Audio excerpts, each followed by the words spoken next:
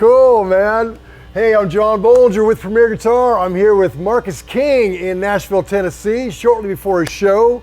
Marcus, thanks for joining us, man. Hey, man, thanks for having me. Man, okay, let's start. You got some cool gear here. Let's start with this guy. Yeah, this is kind of a reissue model. It's a 345 that Gibson was kind enough to send to me, and I was playing my grandfather's for a while, and then I just got kind of scared about taking it on the road. So what's your grandfather's guitar? It's like a 62, I believe. Wow. 345. Nice, man. Yeah. Yeah, very cool. So is that where you kind of started out on that guitar? Is that the main thing where you kind of built your tone? Because I've always seen you with the red. I thought it was a 335, but is that the one? It was always like that. That was the guitar. Yeah, right. I was playing an SG for a long time with many humbuckers in it. Yeah. And just nothing ever really compared to the 345. Right. My grandfather's. And this one is really great tour guitar. It's really great to throw in your gig bag and kind of take it on the airplane, Sure, yeah. Does it feel and sound pretty close to the old one? It feels really great, man. They really took the time to put a lot of care into it down in Memphis. Yeah. Before they sent it to me. And, gave me the instead of the stereo input, because this is a stereo cable that I had made just for my 345 at home. Oh, really? Oh, yeah. Yeah. So it could be mono or stereo cable. Right. So. Yeah. Oh, cool. So, but that's just a mono send? Yeah. Yeah. Cool.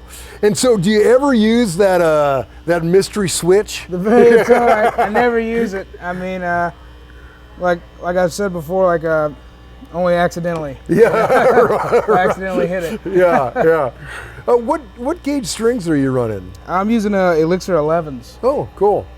Cool. And standard tuning or? Yeah, always standard. Yeah. Cool, man. Well, and so that's your number one. Yeah, this is number one right here. Yeah. Do you and you've got actually? Let's look at number two. Can I just grab this for you? Yeah. This is pretty sexy, man. Very brother Duane. That's certainly the inspiration behind it. I played his Goldtop a few times down in Macon. I just really fell in love with the look and right. Being a Duane Allman fan for such a long time, and always wanted a Goldtop. Right. And they were kind enough to send this to me and took the pick guard off as soon as I got out of the case. Sure, right. Yeah, very brother Duane. I love that, man.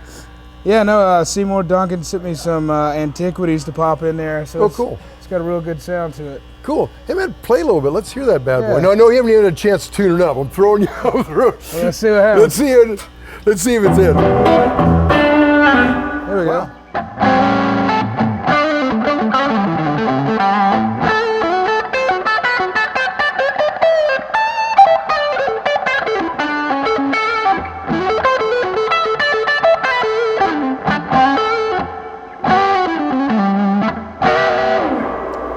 Sounds killer, man. Oh, thanks. I couldn't decide. Yeah. This one's a little lighter too, so really? You don't have the neck problems at the end of the night. Yeah. Like you got with a lot of. Right. I got a 73 Deluxe at home that I played for a while. That was just a cinder block. Yeah. Strapped around my neck. Yeah, those pancake bodies are heavy, man, from the 70s. Yeah. That's beautiful. Okay, so two very cool electrics. Do you usually stick with one guitar and just switch when you? Man. I know I don't really switch much. I just the one guitar all the way through the night. Yeah. So would you say how often are you on red compared to the gold? That's about 95% of the time. Yeah. Okay. On red. Yeah. Very cool. And you have this great. Let me grab this for you. This acoustic you're showing me. Yeah. What's the story on this guy? So our brothers at Rockbridge Guitars out of Charlottesville, Virginia, made this one and brought it to the show. They brought a few of them, and this one really struck my fancy. It's the Smek model. Cool. Real short neck, but it just really projects and puts out a lot of sound, Right. And I just fell in love with the guitar as soon as I played it. Boy, it's beautiful, man. What a cool finish too. Yeah, I love it, man. I love it. And that spruce top, the grain. Wow, that's beautiful, man. And it's really light. Yeah. That's one of the things I really like about it. I never really liked a big-bodied acoustic until I met this guitar. Yeah. You know what? Is it like a guess it's kind of pretty Gibson-esque, but it is. It's kind of like a Gibson Martin hybrid, which is another thing I really love about it. And it's got, you know, it's got this sound just like my single 018 that I have at home. Oh, yeah. It's a 61018. And as soon as I played this one, I really just wanted this big sound out of it, you know? Yeah. And this was able to give me that for sure. Cool, man. All right, 3 very cool guitars. Hey, let's talk about let's talk about your amps. Sure. So right here I got this Super Reverb that I kind of was raised with. You know, I grew up with it. It was always at the house, and I've been playing it live since I was about, I guess, 10 years old. And it's got blueback Webers in the back of it, and everything on it's original except for the grill cloth and the Weber speakers. Wow. My dad bought it kind of without any speakers. It's like a parts amp. Yeah, guts. How cool. What year is it? It's a 65. Oh, wow. And you were running it hot, man, like on 10. Yeah, man. I think that's just the clearest depiction of like what the guitar can really do. Yeah. Is just to get that amp to break up the way that you need it.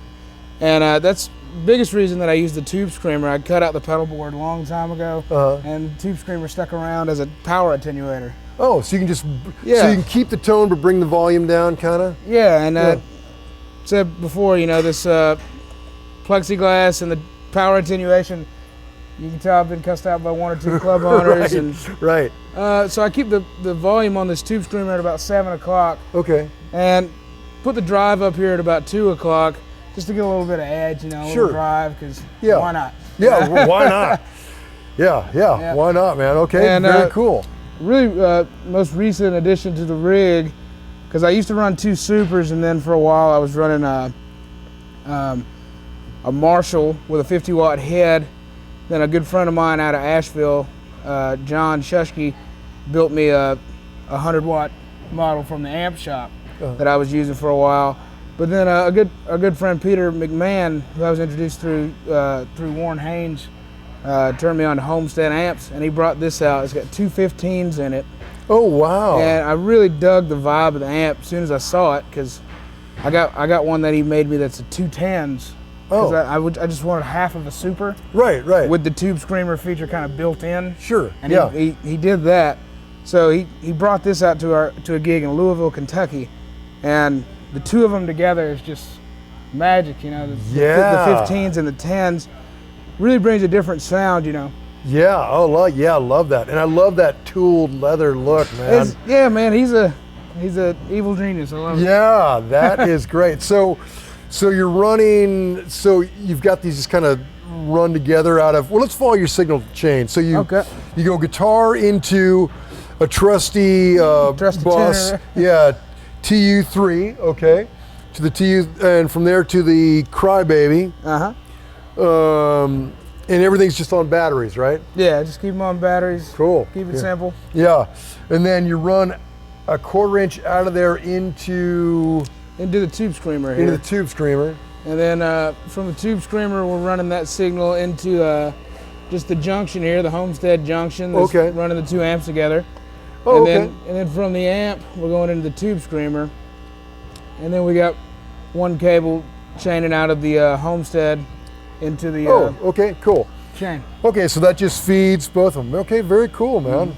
Cow. Boy, it sounds killer, man. Oh, thanks, man. Yeah. Well, congratulations, man. Sounds like you're taking over the world. So we're just having a good time. Yeah, why not, right? Yeah. Great. Well, hey, man, till next time, this is John Bohlinger. Don't forget to sign up for PG Perks, your all-access pass to exclusive gear giveaways and discounts on PremierGuitar.com.